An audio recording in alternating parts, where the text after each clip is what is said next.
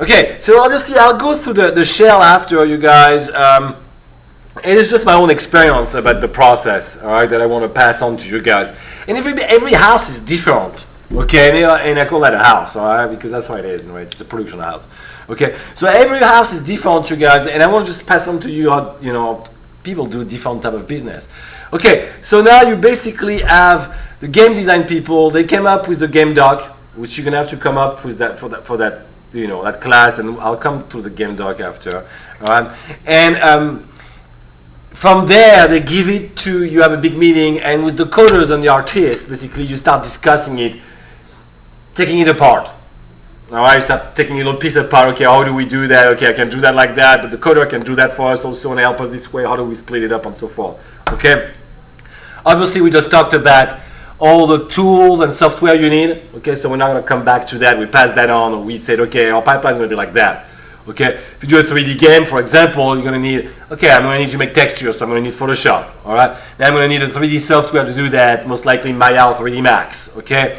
And then I'm going to have basically, for the coders, you know, the platform itself, the game engine, you know, are we using a UDK? And that gave us, it's free, but we have to pay so many percent on our sale, blah, blah, blah, or are we going to go for live arcade, XNA, and so forth. Okay, you guys, so you do all those decisions that are very technical in reality. Okay, but it goes as far also in those decisions as to say in art, for example, and I've just done that, and they haven't done it for me, but I keep asking that in my team, is that I like to have a simple particle engine that I can adjust manually with my artist. Particles are very important visually. In the game today, very often I call those games, most of the game, 4th of July type of things. They have like a fireworks of particles and stuff that attract the eyes all the time. All right. So I wanted one for my latest game, and I said that one of the first meetings, I said, you know what? Why don't we make one? Because making particles, it's blurring, man. As a coder is tricky. Because I'm going to have to discuss with him and say, I want a spark here, and it's going to be like that. You know, that's hard to discuss and to explain to someone. All right, especially to coders, all right, that works math ways and not artistically, visually. All right, so most of the time in that situation, to remember that, okay, I'd like the coder to create a tool that actually will let my non-coder, my artist, deal with that situation and then send it back to the coder and just use that and put in the coding. All right, that makes the process a lot easier for everyone and a lot less painful. Okay, you guys. And very, you know, and I think that works very well, okay? Because like that, the artist can really tweak it the way they like it. Simple commands, you know, and you don't have to reinvent the wheel every time because you have that little software right there, okay? So that's very nice to do, okay? So now, you've decided the game, they have your game docs and they're giving stuff to everyone. Again, you want to make sure the joystick is set up right away, but most likely the game designer will have set it up. It does happen, they don't, I'm not kidding you. But most likely it'd be designed, it'd be there the first day when you get to the meeting. If not, you really have to ask questions of what's going on, right? Because that is a big flaw. Okay. Now, after the joystick setup, the most important thing right away for the art team, after we discuss the level of communication and engagement with the coding team, all right, because that's the main thing, all right. But after we dealt with that, basically, the main thing for the art team is to right away decide of size and formats, all right, for art assets. So you basically have to do really, really quickly a list of art assets. Okay, and it's the same thing on the coding side. They're gonna look at everything and say, hey, so I'm gonna need a module for collision. I'm going to need a score module, all right, for user interface. I'm going to need, shooting, counting, and stuff like that. They're going to need a lot of stuff like that requires them to do certain things that they know. And it's good to make everything independent in routine, even in art, so you can reuse it over and over. Why redo a walk cycle 10 times when you make one good walk cycle and keep going over and over? You know what I'm saying, you guys? Every time you need it. Think cartoon in those productions. You know what I'm saying? Cartoon people reuse everything. You know what I'm saying? Think like that. It's very important. If you can break down your production to the smallest amount of object possible, I think it's much better. You know what I'm saying? Because you can reuse them, you can manipulate them in every different way after that without having to redraw the buffer. All right, and use memory. Okay, you guys. So I think this is a very important thing. And then that can be used in scripting after that by the game design scripting team to actually create cutscenes. You know what I'm saying, you guys? Instead of importing full out window media player stuff, all right, which I'm doing right now, and it works great actually. But some games, like first-person shooter adventure game, like the one you want to do, all right, requires a higher level of immersion, and the cutscene needs to be, for me, integrated in the gameplay. There shouldn't be cutscene. That's the problem with the game I'm directing right now, and I told them right away the first day, is that this is BS, because you are basically what I call an African safari shootout. You know, you're coming as a tourist, as a hunter in another country for a safari hunt, and they put you in a jeep, and for 2 days, the only thing you do is go from spot to spot where they know they're gonna have animals for you to hunt down in a couple minutes. All right, so a shooting gallery basically, okay, but a bad shooting gallery actually. All right, because I love shooting gallery games actually. I have all the collection of all the light gun games for the Wii. I love playing them, all the old Mike Craig and stuff, Cowboy, even the cheesy one. I love them. Big time, you guys. Okay, so I know my stuff for that, and those are yeah. So to really get a player, but they didn't understand that at the beginning in my game. They pulled about the game maker, the game designer, and because they never done game before, and it was too late when I got on board to change that. It just didn't have the cash to go through that. Because a real adventure game is fairly demanding in cash. All right, because it's a big adventure.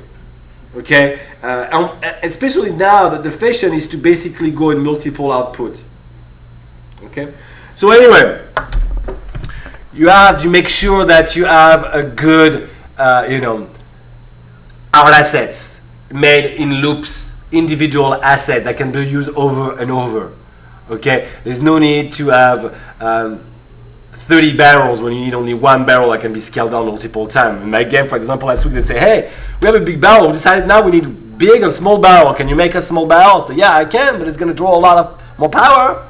The cutter can just divide it by 2, in size, rescale the size basically in the person, and that will do the job, and we'll just draw the buffer once. It'll stay in the memory. Oh yeah, so that's very important. You as a producer, you understand those things. Because if you don't understand those trickery, you're gonna make something that is not extremely efficient. So you're not giving the best chance to your product, basically. All right. Okay. So mock-ups. Okay, that's my big thing, and that's with coding the same way. Is you need to make sure that you right away decide formats.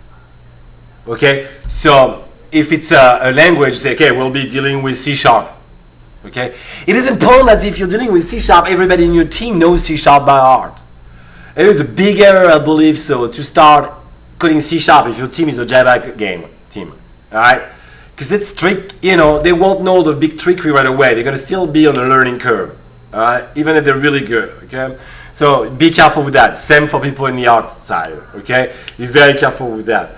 Okay, so basically right away you're gonna be like, okay, we have our format, decided of the game engine, the game design people did all the study, the SWOT and so forth, analysis, and they tell you that you can use, for example, giving an XNA thing, you can use JPEG, Ping24, for example, as your art assets. It is crucial at that moment to understand the in and out of those formats. To understand that JPEG is lighter in weight than Ping24, but that JPEG doesn't have a transparency channel that Ping24 has. So if you need to have transparent part in your sprite, you go with Ping24. If you don't need it, you go with JPEG. All right, you guys? So, and that's just the example. All right? You want to know that for everything. And then you want to, and that's crucial right away, to design the size, the actual size of things on your screen. All right? So you're like, okay, again, I'm going back to XNA and Xbox 360. You have multiple formats, from the high level XNA HD, 1980 by 1280 something, no, 1920 by 1280 something like that in HD, to the mid level 1280 by 720p to a standard definition. All right, so you're dealing with multiple format right away. You need to figure out the proper format that is the hub format.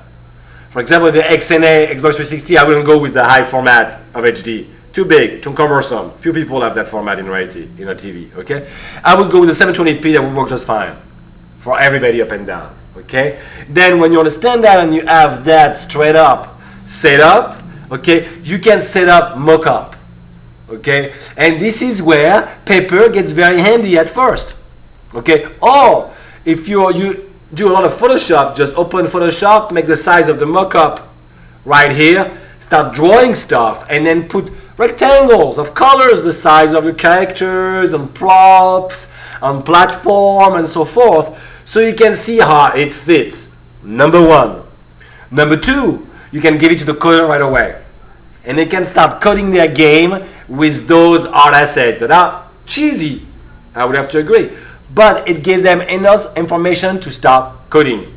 Then a week later, instead of having rectangular pink stuff like that, you actually get the character not walking, but the character this time, all right? And then they switch it right away. And the character is walking, but roughly switching. Like that you can see if it works and how it works. It never really works the way you think it will. That's the reason why, okay? And there's a lot of bugs that needs to be adjusted. I know large corporation, for example, and one of my friends was hired first time to actually check every mesh from people when it gets in the game, before it gets in the game. It was so good in modeling, they said, okay, you know what? You're gonna at yourself, basically, everybody is gonna send you the mesh when they think they're done, and look at it, optimize it so it works in the game engine. That tells you how important that is, okay, you guys? So you make the mockups right away, okay, and you give them stuff as fast as possible so they can get going to have a rough idea what's going on, okay, and then you put your milestones, okay. So we'll talk about that.